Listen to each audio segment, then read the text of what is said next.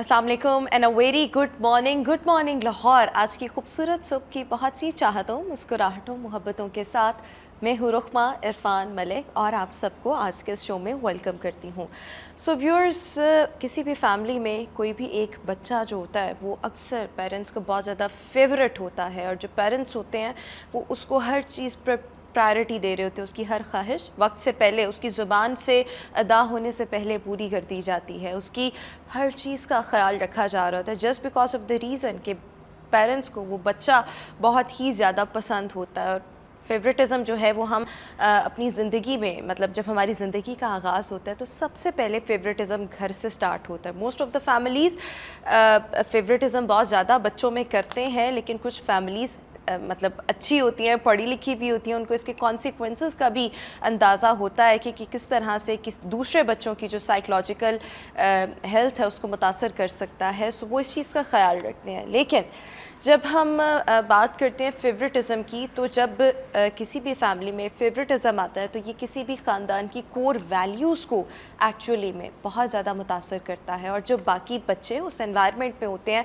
वो एक inferiority complex में मुब्तला हो जाते हैं। With the passage of time parents के लिए उनके दिल में नेगेटिव फीलिंग्स भी एट टाइम्स जो हैं वो उभरने लग जाती हैं। So always remember when ever you start a family और when ever you are having a family, तो इसमें फेवरेटिज़म नहीं होना चाहिए, बिकॉज़ फेवरेटिज़म की वजह से आप अपनी वैल्यूज़ को, अपनी कोर वैल्यूज़ जो किसी भी ख़ानदान की होती हैं उनको ख़राब कर सकते हैं।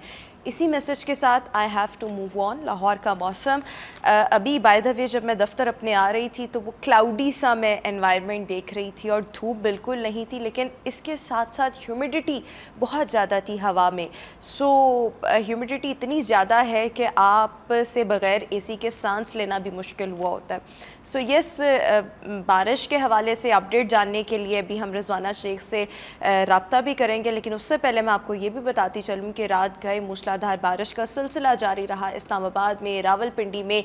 सो दिस इज़ एक्सपेक्टेड कि आज शायद लाहौर में बारिश हो, और ये जो बारिशों का नया सिस्टम और ये जो सिलसिला है ये 23 जुलाई तक जारी रहेगा। आज लाहौर में बारिश कितने परसेंटेज के हवाले से मतलब हम एक्सपेक्ट कर सकते हैं, हमारे साथ हमारी कॉरेस्पॉन्डेंट रिजवाना मौजूद है। रिजवाना, बताइएगा कैसा रहने वाला है आज लाहौर का मौसम? बात कीजिए तो आज मौसम के क्या ही कहने, मौसम आज अपने हैप्पी मूड में है, जिसने सुबह सवेरे ही लाहौरियों के चेहरों पर मुस्कुराहट भी बिखेर दी है। ठंडी ठंडी हवाएं भी चल रही हैं और हवाओं के झोंके भी रूह को तरोताज़ा करने का बायस बन रहे हैं। और आसमान पर अब सुरमई घटाओं ने भी अपने डेरे जमा रखे हैं। सब्ज़ा हरियाली, दरख्तों की शाखें और डालियाँ भी खुशो खुरम और शादाब नज़र आ रही हैं, झूम रही हैं। और बात की जाए दर्जा हरारत की तो आज गर्मी का भी ज़ोर टूट चुका है।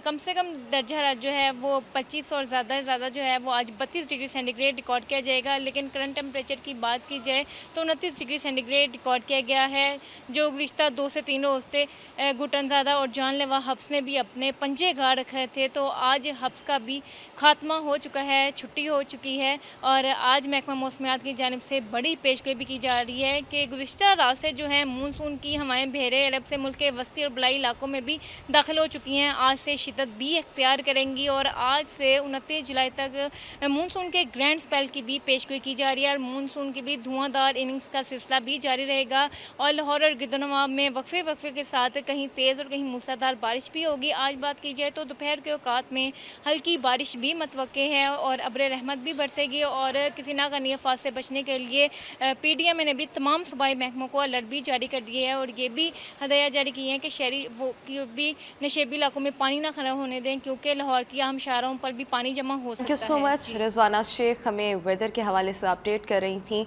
और मॉनसून का जो ग्रैंड स्पेल है ये एक्सपेक्ट भी किया जा रहा है 29 जुलाई तक बारिशों का ये सिलसिला जो है जारी रहेगा, ऐसा कहना है रिजवाना शेख का। लेकिन हम थोड़ा सा इख्तलाफ ये रखती हूँ कि ह्यूमिडिटी अभी बाहर बहुत ज़्यादा थी, नो डाउट क्लाउडी वेदर था लेकिन ह्यूमिडिटी बहुत ज़्यादा थी। एनी हाउ, मूविंग फॉरवर्ड आज की टॉप स्टोरीज़, बट सबसे पहले मैं आगाज़ यहाँ से करना चाहूँगी कि गुज़श्ता रोज़ रोयत बैठी और जो चाँद देखने का एक वो जो इजलास होता है वो मुनक्किद किया गया, लेकिन मुहर्रम का चाँद नज़र नहीं आया। सो यकम मुहर्रम जो है वो कल होगी, यानी कि ऑन थर्सडे। آج بائی دا وے سعودی عرب میں یکم محرم ہے اور آج امپورٹنٹ بات یہ ہے کہ خانہ کعبہ کا غلاف تبدیل کر دیا جائے گا. سو یہ تو تھی ہمارے پاس اس حوالے سے اپڈیٹ. موونگ فارورڈ اگلی سٹوری کی طرف آئیں گے اور ہمارے پاس جو اگلی سٹوری ہے وہ یہ ہے اس حوالے سے ہے کہ جناب ہم اکثر دیکھتے ہیں کہ موٹر وے پر یا ہائی ویز پر بہت سے حادثات ہوتے ہیں. اس کی جو ریزن بتائی جاتی ہے یا ریزن ہم سب کو معلوم ہے وہ یہی ہوتی ہے کہ یا تو ڈرائیور سو گیا گاڑی چلاتے چلاتے یا اوور سپیڈنگ کی وجہ سے موسٹلی حادثات جو ہیں وہ پیش آتے ہیں. سو جناب پاکستانی اسٹوڈنٹ 13 ایئرز ان کی ایج ہے, بسمہ سولنگی ان کا نام ہے, تعلق ان کا ضلع سانگھڑ کے گاؤں فدا حسین ڈیرو سے ہے. زبردست کارنامہ انہوں نے اپنی ٹیم کے ہمراہ سر انجام دیا ہے اور ایک ایسے گلاسز انہوں نے تیار کیے ہیں, گوگلز, چشمہ, جو کوئی بھی اگر ڈرائیور اس کو پہن کے ڈرائیو کر رہا ہوگا سو اگر وہ نیند میں جا رہا ہوگا سو ڈرائیور کو الرٹ جاری کر دیا جائے گا. سو اس کا مقصد یہی ہے کہ ڈرائیورز کی جو زندگی کی حفاظت اس کو میک شور کیا جا سکے, ایکسیڈنٹس جو ہو جاتے ہیں ان کو ایوائڈ کیا جا سکے. اور یہ اتنا بڑا اتنا زبردست کارنامہ and at a very young age 13 سال کی عمر میں انہوں نے کارنامہ سر انجام دیا ہے کہ ناسا کی دعوت پر بسمہ سولنگی اور کچھ دیگر طالبات جو ان کی ٹیم کا حصہ تھیں کراچی ایئرپورٹ سے امریکہ کے لیے روانہ ہو چکی ہیں اور بسمہ سولنگی اور ان کی ٹیم نے مل کر ڈرائیورز کی حفاظت کے پیش نظر یہ جو چشمہ بنایا ہے, ڈرائیورز اگر گاڑی چلاتے وقت سو جائیں گے تو یہ چشمہ جو ہیں ان کو الرٹ کرے گا. سو ناسا کی جانب سے انویٹیشن آیا اور ہمارے لیے یہ بڑا پراؤڈ مومنٹ ہے. اگلی سٹوری کی طرف آئیں گے اور پاکستان کے تقریباً 24 کے قریب سٹوڈنٹس ہیں اور 24 کے قریب یہ جو سٹوڈنٹس ہیں ان سب کا تعلق جو ہے وہ کراچی کے مختلف اسکول سے ہے. ان کو امریکی خلائی کیمپ میں شرکت کے لیے اب یہ بھی بائی دا وے امریکہ جا رہے ہیں اور یہ جو ٹرپ تھا یہ آرگنائز کیا گیا, مطلب اس ایکٹیویٹی کا بیسیکلی انعقاد کیا گیا امریکی قونصلیٹ جنرل کراچی اور داؤد فاؤنڈیشن نے باہمی طور پر اس کے لیے کلیبوریشن کیا. داؤد فاؤنڈیشن ہم نے پچھلے دنوں دیکھا بڑا انفارچونیٹ واقعہ پیش آیا شہزادہ داؤد کے ساتھ, ٹائٹن حادثے میں جاں بحق ہو گئے اپنے جواں سال بیٹے کے ساتھ. سو داؤد فاؤنڈیشن ان کی اور ان کے مطلب آباء و اجداد ایکچولی فادر کی ہے. سو پاکستان میں تعلیمی سرگرمیوں کے فروغ کے لیے داؤد فاؤنڈیشن کا بہت زبردست کردار ہے. لمس میں I was reading it some where کہ لمس میں جتنے بھی اسٹوڈنٹس اسکالرشپ پر پڑھتے ہیں اس میں سب سے زیادہ کنٹریبیوشن جو ہے وہ داؤد فاؤنڈیشن کی طرف سے آتا ہے. سو اب کی بار یہ خلائی کیمپ اور اس کے لیے جو ایکٹیویٹی تھی یہ بھی with the collaboration of Dawood foundation اس کو آرگنائز کیا گیا اور بیسیکلی اس کا مقصد یہ ہے کہ سائنس, ٹیکنالوجی, انجینئرنگ اور میتھمیٹکس ان کی جو ایجوکیشن ہے اس کو پروموٹ کیا جا سکے, ساتھ ہی ساتھ اسٹوڈنٹس کو اس حوالے سے بھی گائیڈ کیا جا سکے جو ڈفرینٹ سائنس کے شعبے ہیں اس میں وہ اپنا کریئر کس طرح سے بنا سکتے ہیں. تو یہ بھی ایک ہمارے پاس اپڈیٹ تھی that we thought to share with you. آخری سٹوری کی طرف آئیں گے and the last story is from America کی ریاست فلوریڈا میں 19 فیٹ لمبا اسلحہ پکڑا گیا ہے. اچھا, بیک ان 2020 یہاں سے ہی ایک اسلحہ پکڑا گیا تھا جو کہ تقریباً 18 فیٹ اس کی لمبائی تھی. اب جو ہے 19 فیٹ پکڑا گیا ہے اور یہ کہا جا رہا ہے کہ یہ دنیا کا سب سے بڑا اسلحہ ہے ابھی تک پکڑا جانے والا. سو یہ بھی ایک اپڈیٹ تھی جو ہم نے آپ کے ساتھ شیئر کی. ویژولز بائی دا وے ابھی آپ لاہور رنگ کی اسکرینس پر دیکھ سکتے ہیں. یہ تھی ہماری آج کی ٹاپ سٹوریز. ابھی ہم شو میں ایک شارٹ بریک شامل کریں گے, بریک کے بعد واپس آئیں گے. Stay with us and good morning. Welcome back after the break اور شو کا باقاعدہ طور پر آغاز کریں گے اپنے ہیلتھ اینڈ فٹنس سیگمنٹ کے ساتھ. اور آج ہم بات کریں گے جو ینگ ایج میں بال جو ہیں وہ تیزی کے ساتھ سفید ہونا شروع ہو جاتے ہیں, اس کے پیچھے ریزنز کیا ہیں. اچھا, آج کل میں نے تو ویسے اپنے ارد گرد 14-15 سال کے بھی اسپیشلی لڑکے دیکھے ہیں جن کے بالوں میں ہم سفید بال دیکھنا شروع ہو جاتے ہیں. اس کے آگے بھی آپ چلے جائیں 18, 19, 20, 21, یہ وہ ایج ہے جب بال جو ہیں وہ بلیک ہونے چاہیے یا جو آپ کے بالوں کا اوریجنل کلر ہوتا ہے براؤن یا واٹ ایور وہ ہونے چاہیے. لیکن بالوں کا سفید ہونا جوانی میں اس کی موسٹلی ریزن یہ ہوتی ہے کہ ہمارا لائف سٹائل, ہماری خوراک بہت زیادہ خراب ہو چکی ہے. کچھ لوگوں کے جینز میں یہ چیز ہوتی ہے, انہیرٹ انہوں نے کی ہوتی ہے. اچھا, سب سے زیادہ جو وائڈلی کامن ریزن ہے اس کے پیچھے وہ ہے اسٹریس والا انوائرمنٹ, کیونکہ ہمارے یہاں پر جتنا بھی آج دیکھ لیں ہر چیز میں stress is in the year, سو اس کی وجہ سے بھی بال جو ہیں وہ سفید ہونا شروع ہو جاتے ہیں. وائٹامن B12 کی ڈیفیشنسی سے بھی بائی دا وے بال جو ہیں وہ سفید ہونا شروع ہو جاتے ہیں. But what are the rest of the reasons, کیا اس کو پریونٹ کیا جا سکتا ہے, ٹریٹمنٹ آپشنس کیا ہیں, اس پہ بات کرنے کے لیے dermatologist and aesthetic physician doctor Sania اس وقت ہمارے ساتھ شو میں موجود ہیں. Doctor Sania, thank you so much for joining us in our show. So سب سے پہلے what are the reasons behind جو جوانی میں بال سفید ہونے لگ جاتے ہیں؟ بالکل نارملی ہوتا ہے کہ کچھ لوگوں میں یہ جینیٹیکلی فیملی میں انہیریٹنس میں یہ چیزیں آ رہی ہوتی ہیں, تو اس کے اندر جن لوگوں میں پری میچور گرینگ, اس کو ہماری زبان میں کینشیز کہا جاتا ہے ڈرماٹولوجیکل لینگویج میں, یہ مینلی کچھ لوگوں میں فیملیز میں ہی رن کر رہا ہوتا ہے. جیسے سرٹن النیسز جیسے ڈائبٹیز ہے فیملیز میں رن کر رہی ہیں, اسی طریقے سے پری میچور گرینگ آف ہیئر بھی فیملیز کے اندر رن کر رہا ہوتا ہے. تو کئی لوگ جیسے 35 کی ایج میں یا 20 ایئرس کی ایج میں ان کے فادر کے بال وائٹ ہو گئے, تو بچوں کے بالوں میں بھی وہ چیزیں آنا شروع ہو جاتی ہیں. اور اس کو مینیج کرنا صرف اس کے اندر ہم بیٹر آپشن یہ بتاتے ہیں کہ آپ مہندی کا یوز یا ہیئر کلر کا یوز کر لیں.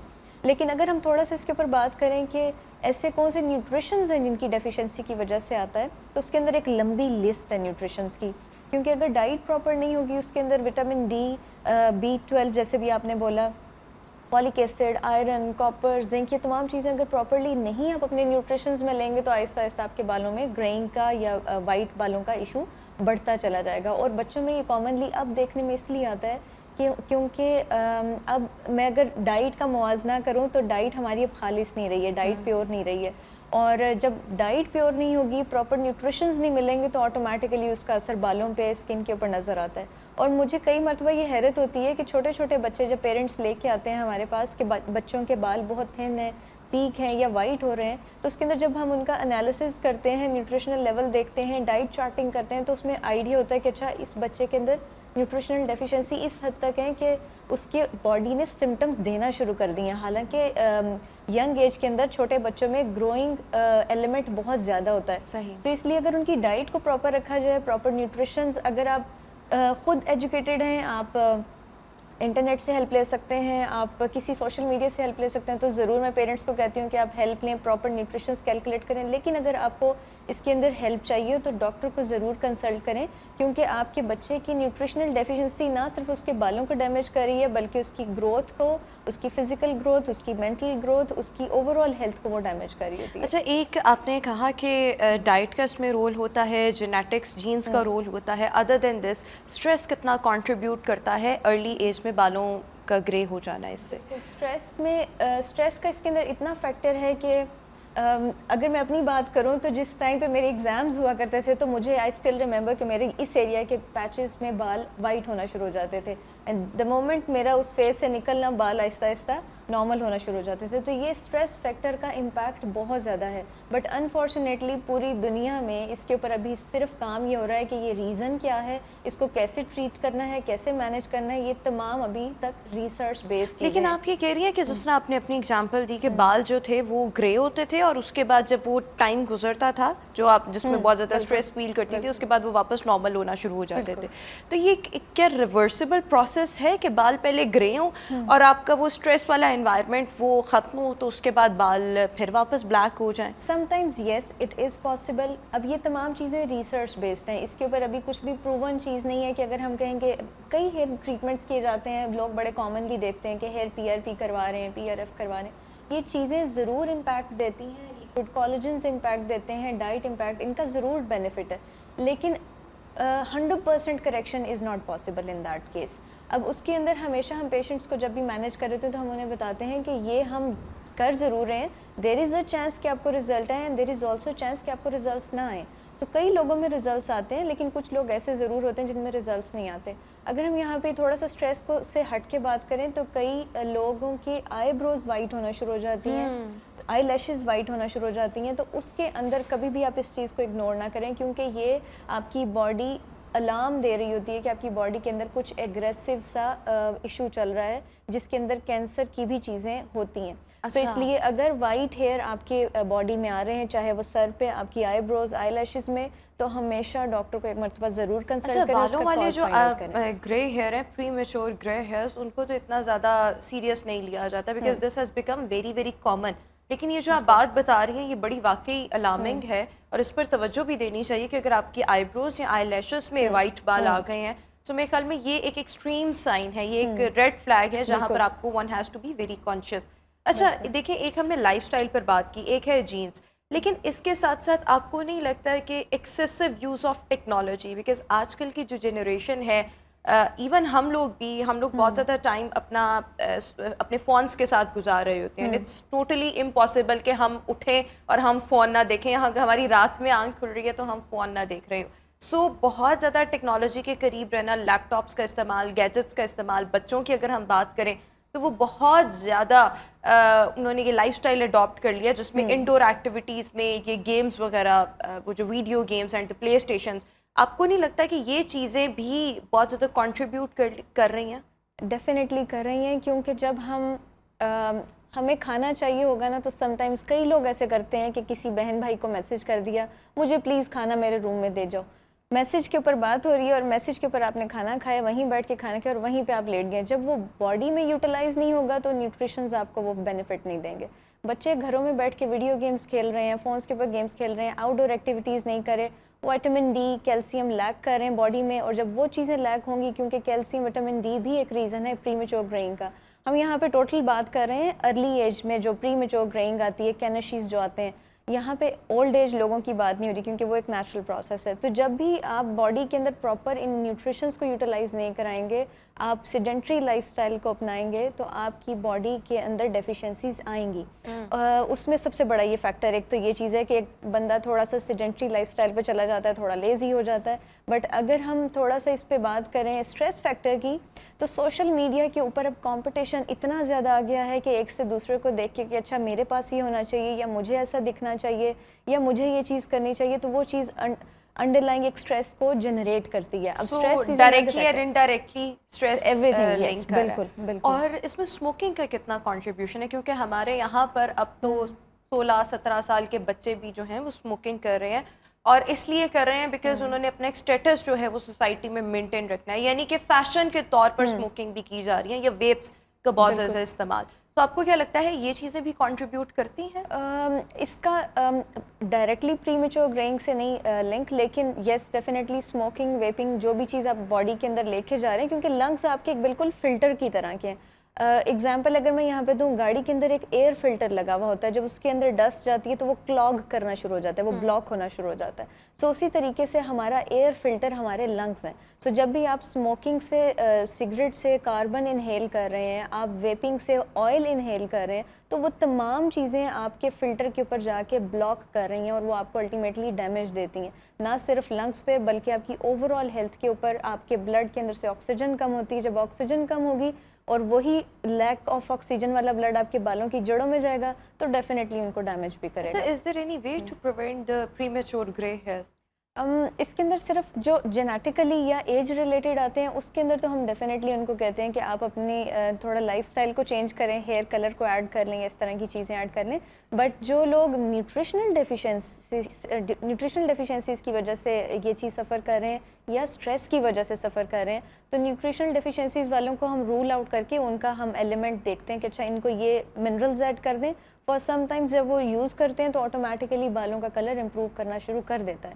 لیکن اگر ہم اسٹریس کی بات کریں تو وہاں پہ ہمیں سائیکالوجسٹ کی ہیلپ چاہیے ہوتی ہے. ہم وہاں پہ نارملی, کیونکہ ہماری ڈرمیٹولوجی میں سائیکوکوٹینیس ڈرمیٹولوجی ایک پوری ڈومین ہے جس کے اندر ہم سائیکولوجیکلی بھی پیشنٹس کو ڈیل کرتے ہیں, کہ ان کی کاؤنسلنگ امپورٹنٹ ہوتی ہے, جس کو کوگنیٹو بیہیویئر تھراپی کہا جاتا ہے, کہ آپ نے اپنی اسٹریس کو مینیج کیسے کرنا ہے, آپ نے اپنے اسٹریس سے فائٹ کیسے کرنا ہے, جو آپ کی باڈی کو ڈیمیج کریے اس سے آپ نے بچنا کیسے. تو یہ تمام چیزیں میڈیکل ڈومین میں آتی ہیں. اس کے لیے بہتر یہ ہے کہ جب بھی آپ کو لگے کہ آپ سے اسٹریس کاؤنٹر نہیں کی جا رہی, آپ اسٹریس سے اوور کم نہیں کر پا رہے ہیں, ہمیشہ ڈاکٹر سے اوپینین ضرور لیں, کسی ایسے بندے کا اوپینین ضرور لیں جو آپ کو سائیکولوجیکلی اس میں ہیلپ آؤٹ کر سکے. اچھا, ایک تو یہ کہ پری میچور گرے ہیئر یہ تو تھوڑے سے زیادہ بال ہوتے ہیں. بعض لوگوں کے بال ایسے ہوتے ہیں کہ جن میں at a very early age ان کے سارے بالوں میں کوئی ایک بال وائٹ ہوتا ہے اور وہ پھر ایک ہی رہتا ہے. سو اس کی کیا ریزن ہے کسی ایک بال کا وائٹ ہونا, اور پھر وہ مطلب وہ ایکسپینڈ نہیں کر رہے ہوتے, وہ ایک ہی رہ رہا ہوتا ہے. اب یہ یہاں پہ یہی بات آ جاتی ہے کہ وہ نیوٹریشنل ڈیفیشنسیز ہیں.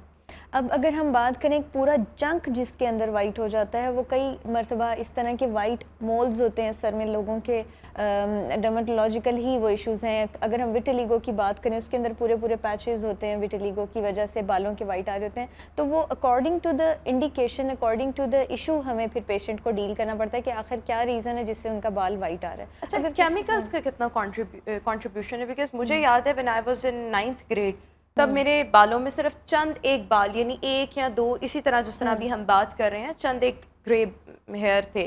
اس کے بعد جیسے جیسے کالج میں آئے, اور پھر جب آپ کالج میں آتے ہیں پھر آپ کو اپنی گرومنگ کا اندازہ ہوتا ہے, ان چیزوں کا احساس ہوتا ہے. ہم with the passage of time evolve کرتے ہیں, گرومنگ پر توجہ دیتے ہیں, اور پھر اس میں یہ ہوتا ہے کہ ہم یا تو ہیئر ڈائی کرواتے ہیں at a very early age, rebonding کروانا یا اس طرح, یہ میں نے سارے کام کیے ہوئے.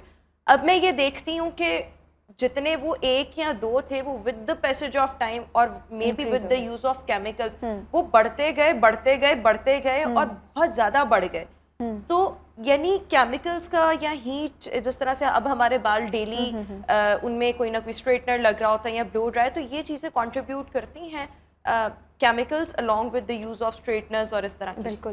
اچھا, اب اسٹریٹنر اور بلو ڈرائی کی اگر ہم بات کریں تو اس کے اندر ہمیں ہمیشہ پروٹیکٹیو سیرمز ریکمینڈ کیے جاتے ہیں. اب ہر چیز کی ایک ریزن ہوتی ہے کہ آپ یہ پروٹیکٹیو سیرمز لگا کے اپنی پروڈکٹ کو اس کے اوپر یوز کریں, تو اس سے آپ کا بال کا ڈیمیج کم ہو جاتا ہے. ریزن یہ ہے کہ آپ کا ہیئر فالیکل کا جو کلر کا پگمنٹ ہے وہ ڈیمیج ہونا شروع ہو جاتا ہے. دوسری چیز, اگر ہم ہیئر کلرز کی بات کریں, مارکیٹ میں آج کل بہت فیمس ہیں کچھ شیمپوز جو آپ کے لگاتے ہیں آپ بالوں پہ اور آپ کے بال کلر ہو جاتے ہیں. اوپر بہت سی ہربل چیزوں کے نام لکھے ہیں لیکن وہ کیمیکل مینشن نہیں ہے. بٹ اگر ہم یہاں پہ ڈرماٹولوجیکل پوائنٹ آف ویو سے بات کریں, جب تک اس کے اندر کچھ کمپاؤنڈس جیسے پی پی ڈی, پی پی ٹی یا امونیا نہیں ڈلا ہوگا تو وہ کلر نہیں سسٹین کرے گا یا کلر نہیں آئے گا بالوں کے اوپر. تو اس طرح کی چیزیں جب لگائی جاتی ہیں تو یہ بالوں کو ڈیفینیٹلی ڈیمیج کرتی ہیں, کیونکہ وہاں سے اس پگمنٹ کو وہ اریٹیشن کی وجہ سے کلر کو ریموو کر دیتی ہیں.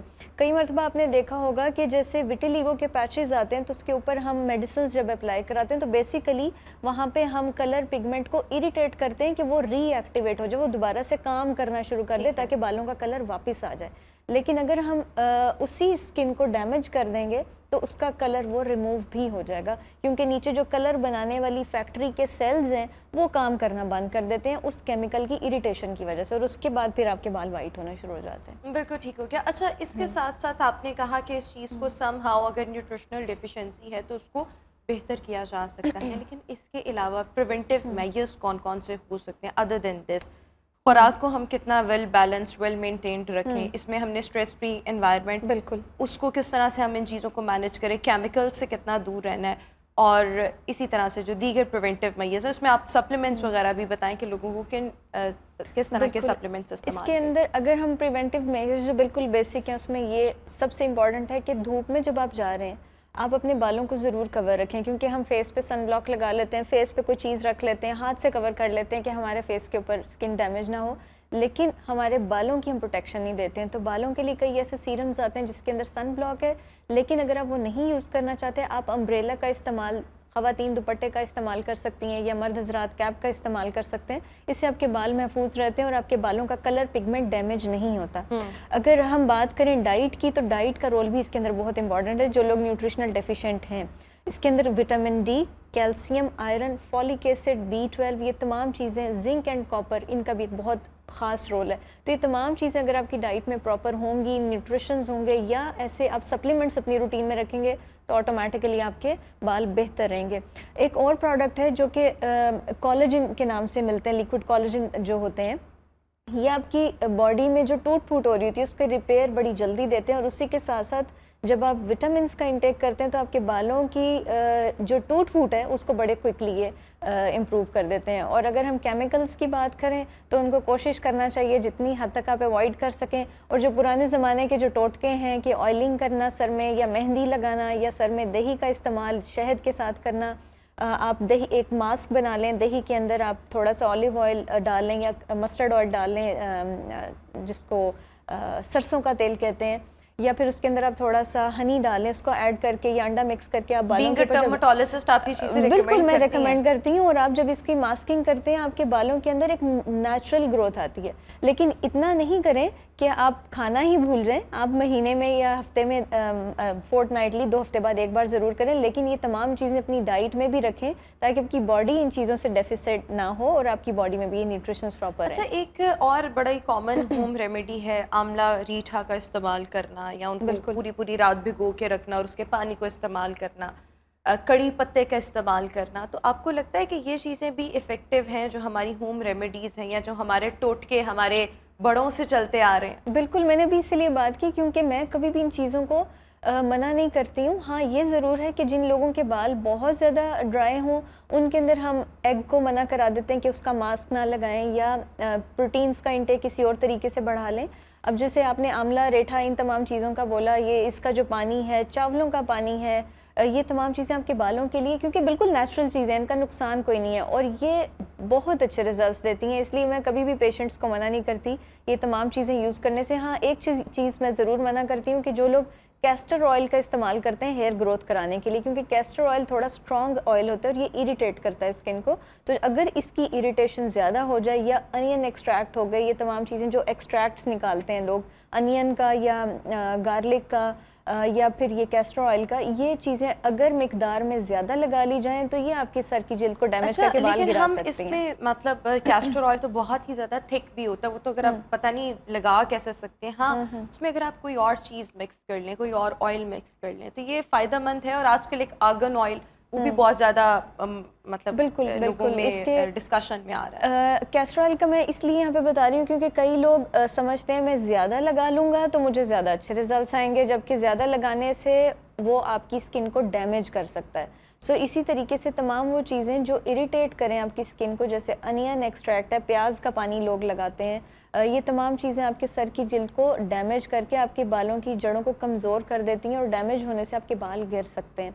तो ये चीज़ें जब भी आपने लगानी हो तो एक मरतबा आप डॉक्टर से रिकमेंड ज़रूर करा लें, या अपने घर के बड़े बुज़ुर्ग से ज़रूर एक मरतबा डिस्कस कर लें, क्योंकि आई एम श्योर कि जो घर के बड़े बुज़ुर्ग हैं वो ये ज़रूर चीज़ों को जानते होंगे। And access of everything is bad. कम इस्तेमाल करें इस तरह की चीज़ों को। जितना आप किसी चीज़ को कम इस्तेमाल करते हैं उसका फ़ायदा भी अल्टीमेटली उतना ही रहता है। अच्छा, एक और चीज़, बायोटिन का कितना रोल है? जिस तरह से आपने कोलेजन की बात की है, इसके साथ साथ बायोटिन के सप्लीमेंट्स या उसकी टैबलेट्स वगैरह अवेलेबल हैं, कैप्सूल्स अवेलेबल हैं। वो भी मैंने तो आजकल काफ़ी लोग मेरे शो में ही आते हैं, वो कहते हैं आप करें इस्तेमाल। मैंने कहा तो सेल्फ मेडिकेशन जिस तरह होती है वैसे ये सेल्फ सप्लीमेंटेशन है, कोई और नुकसान नहीं। करें ये बहुत फ़ायदा है। तो क्या वाकई बायोटिन का फ़ायदा है, बायोटिन सप्लीमेंटेशन का? एक हाइप आई थी एक ज़माने में कि जी बायोटिन बालों के लिए बहुत अच्छा है, अगर आप अलोन बायोटिन लेंगे तो वो आपको कोई फ़ायदा नहीं देगी। Alone biotin is useless for your hair growth. इसलिए अपना टाइम और पैसे मैं हर एक को कहती हूँ कि कभी वेस्ट ना करें,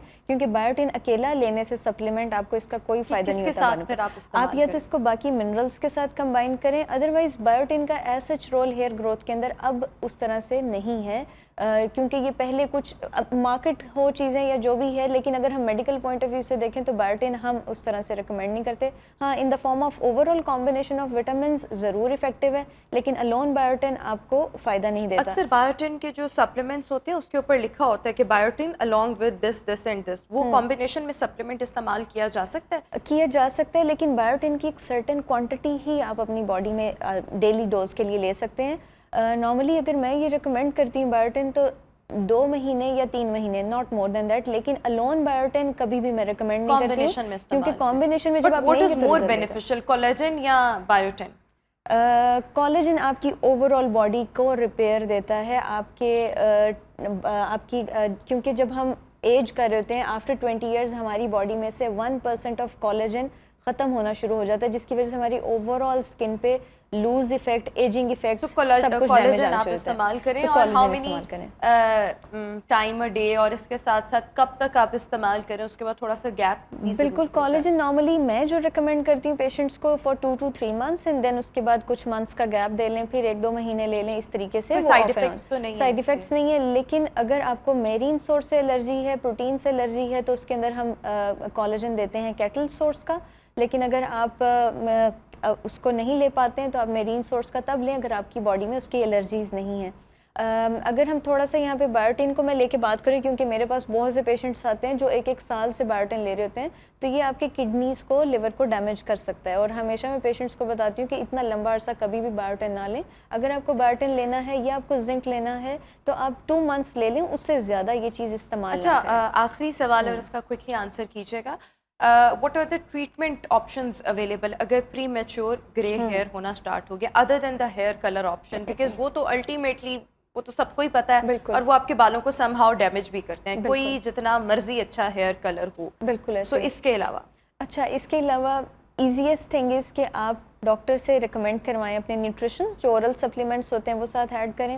کچھ ہیئر سیرمز ہوتے ہیں جو آپ کے بالوں کی جو گرینگ ہے اس کو امپروو کرتے ہیں. لیکن اگر ہم پروسیجرز کی بات کریں تو نیوٹریشنل کاکٹیلز آتے ہیں جس کے اندر وٹامنز ہوتے ہیں اور اس کی میزو تھراپی کی جاتی ہے بالوں میں. PRP PRF کیے جاتے ہیں جو آپ کے بالوں کی گروتھ کو تو بہتر کرتے ہیں, آپ کا ہیئر لاس امپروو کرتے ہیں, لیکن آپ کے جو وائٹ بال ہیں ان کو بھی ساتھ ساتھ یہ سم ٹائمز امپروو ضرور کرتے ہیں. لائٹ تھراپیز دی جاتی ہیں کیونکہ یہ تمام چیزیں ہم لیکن اس سے یہ ٹھیک ہو جاتا ہے یا ایٹ لیسٹ اسٹاپ ہو جائے گا. میجر چانسز ہیں کہ یہ ٹھیک ہو جائے, لیکن کچھ لوگ ایسے ہوتے ہیں جن کے اندر رسپانس تھوڑا سا سلو آتا ہے یا نہیں آتا, لیکن موسٹ آف دا ٹائم یہ کریکشن. اور اس سے سب سے پہلے یہ کہ آپ اپنا لائف سٹائل امپروو کر لیں, اچھی خوراک کا استعمال کر لیں, اور کچھ سپلیمنٹس وہ لازمی طور پر ڈاکٹر سے ریکمینڈ کروا کے اپنی ڈائٹ کا حصہ بنا لیں تاکہ آپ ان چیزوں کو اوائڈ کر سکیں. Thank you so much doctor Sania for joining us in our show. Viewers ابھی شو میں ایک بریک, واپس آئیں گے بریک کے بعد.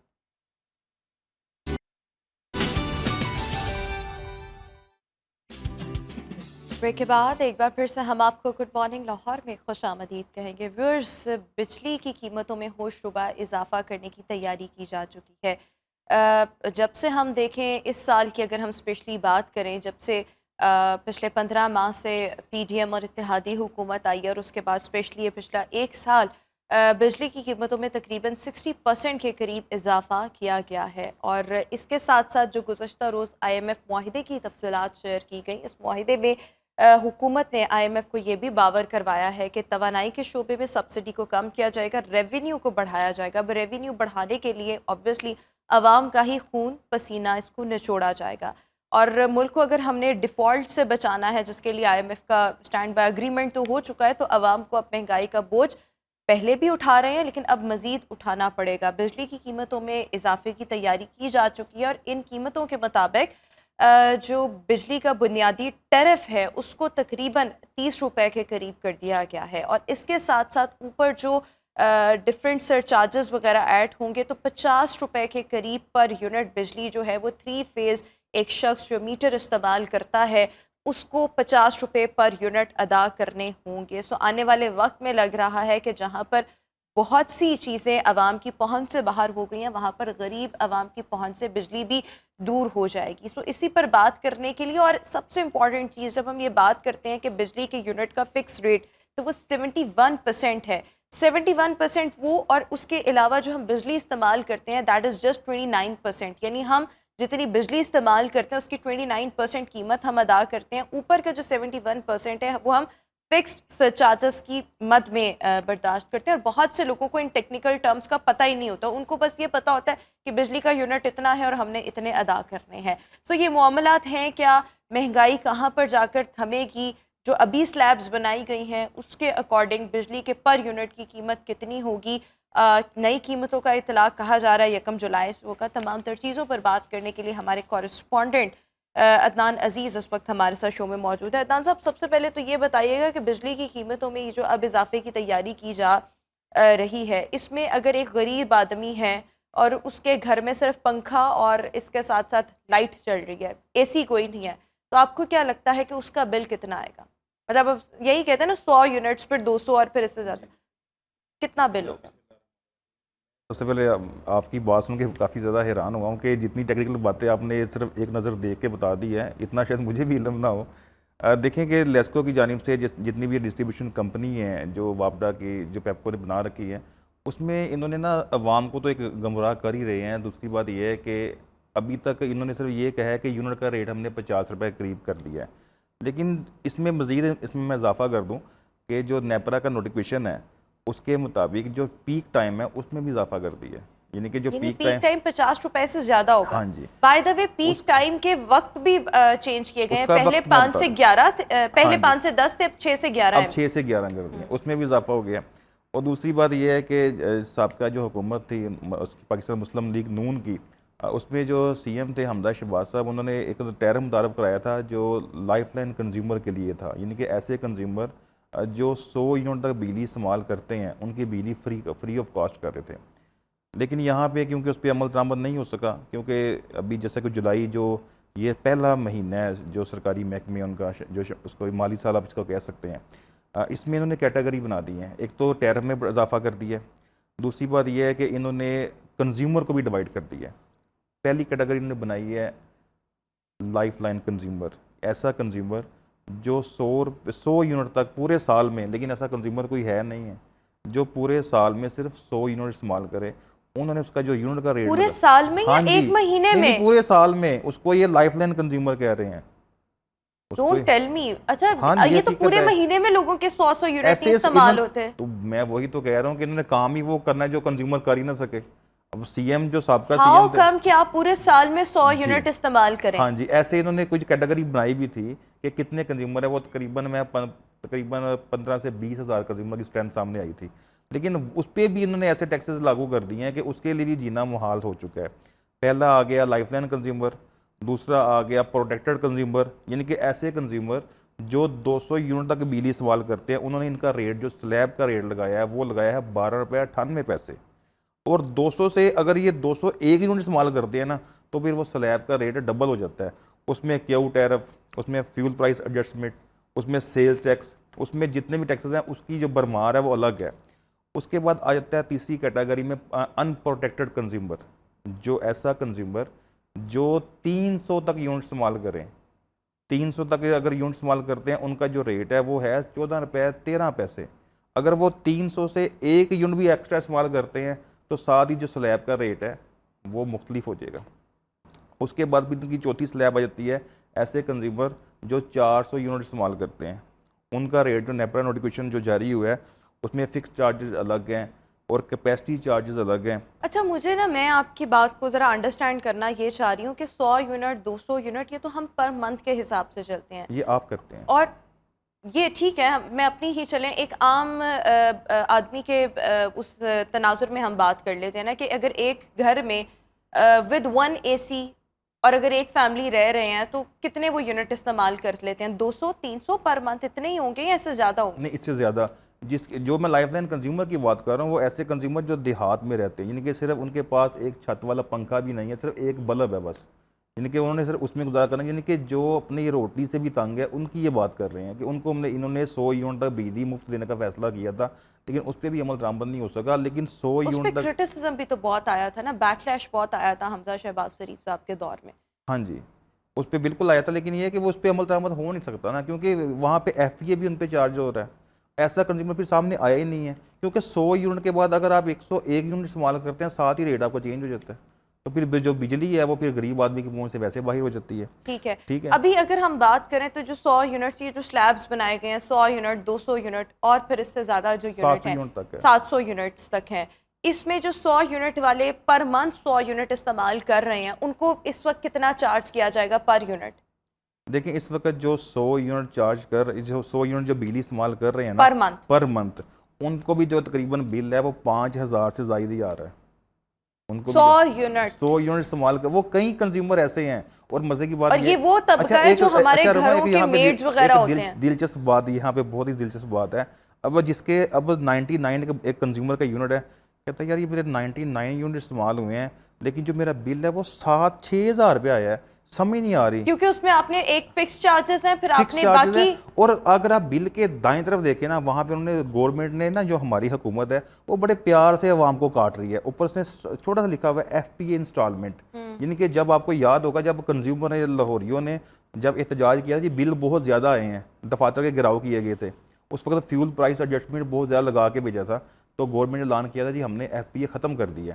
انہوں نے وہ ختم نہیں کیا تھا, انہوں نے وہ ڈیبٹ کر کے بلوں میں ایڈجسٹ کر دیا تھا, کیونکہ جب انہوں نے ریکوری کا ٹارگٹ اپنا پورا کرنا تھا, جیسا کہ جون کے مہینے میں انہوں نے پورے سال کی ریکوری ڈکلیئر کرنی ہوتی ہے, تو جون کے مہینے میں آ کے انہوں نے وہ انسٹالمنٹ کی شکل میں کنزیومر سے پے کرنا شروع کر دیا. اب وہ انسٹالمنٹس کی مد میں ہم ابھی بھی آپ اپنا بل چیک کر لیں, آپ اپنا بل چیک کر لیں. اس بل میں تو اگر میں اپنے گھر کا اپنا بل دیکھوں تو ایک تو میں رہتی ویلنشیا میں ہوں, وہاں پر ڈائریکٹ وابڈا کی بجلی ہوتی نہیں ہے, وہاں پر یونٹ جو ہے وہ وابڈا کے یونٹ سے بھی زیادہ مہنگا کر کے آتا ہے. ٹھیک ہے, اچھا اس کے ساتھ ساتھ جب کبھی اگر آپ بل پڑھنے کی کوشش کریں تو اس میں اتنے ٹیکسز کی بھرمار ہوتی ہے کہ جو ٹیکنیکل بندہ ہوگا وہی سمجھ سکتے ہیں کہ عام آدمی کو ان ٹیکسز کی سمجھ ہی نہیں آتی. وہ کہتے ہیں ان کو سمجھنے سے بہتر ہے بل دو اور خاموش ہو کے بیٹھ جاؤ. کیونکہ بل پہ جب صاف لکھا ہے, آپ کے بل پہ, میرے بل پہ, یہ جو ہمارے سامنے ہمارے بھائی بیٹھے ہیں ان کے بل پہ لکھا ہوا ہے ایف پی اے انسٹالمنٹ. اب ایک بندے کے 99 یونٹ استعمال ہوئے ہیں, بل اس کا 6000 روپیہ, اس کو جو ایف پی اے ٹیرف ہے, جو کیو ٹیرف ہے, اس کے علاوہ سیل ٹیکس ہے, جو جنرل ٹیکسز ہے, اس کے علاوہ جتنے بھی جو اس کے جو میٹر کی کاسٹ ہے سارا ڈال کے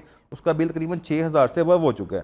اور اس نے صرف کیا کرنا ہے, یار بل زیادہ آ گیا لیکن سمجھ نہیں آ رہی کیا آ گیا. لیکن کہ عوام کو پتہ ہے کہ جو ایک عام آدمی اس کو پتہ ہے ہی نہیں کہ ایف پی انسٹالمنٹ ان سے 6 ماہ میں وہ پے کر چکے ہیں, 6 ماہ سے لگ کے آ رہا ہے ایف پی انسٹالمنٹ. اچھا ایک اور چیز, جس طرح سے آئی ایم ایف کے معاہدے کی جب کل تفصیلات شیئر کی گئی ہیں جس میں انہوں نے کہا جی کنسٹرکشن پر زراعت پر ٹیکسز بڑھائیں گے, سبسڈی کم کی جائے گی توانائی کے شعبے میں, اور اس کے ساتھ ساتھ دیگر جو معاملات ہیں کہ ہم ایک تو توانائی کے شعبے میں سبسڈی کم کی جائے گی, ریونیو بڑھایا جائے گا. ریونیو بڑھانے کے لیے مزید کیا کیا جائے گا کہ جو ابھی اقدامات کیے جا رہے ہیں یہی اقدامات ہوں گے یا آنے والے وقت میں ہم اور کچھ دیگر انیشیٹوز بھی حکومت کی جانب سے دیکھیں گے؟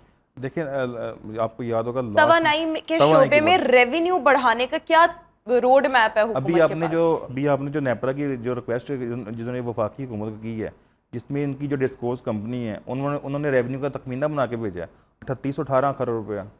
3818 کروڑ روپے جو ریونیو کا ان کا جنریٹ انہوں نے کرنا ہے, تو اس حوالے سے ریونیو کہاں سے بڑھائیں گے؟ وہ عوام سے ہی نکالیں گے. دوسری بات یہ ہے کہ اگر یہ لائن لاسز پر کنٹرول کر لیں, کیونکہ بیسیکلی جو ڈسکوز ہیں, جو کمپنی ہے تو ایک ڈسٹریبیوشن کمپنی ہے, وہ آپ سے بجلی وابڈا سے نیپرا سے بجلی پرچیز کر رہی ہیں.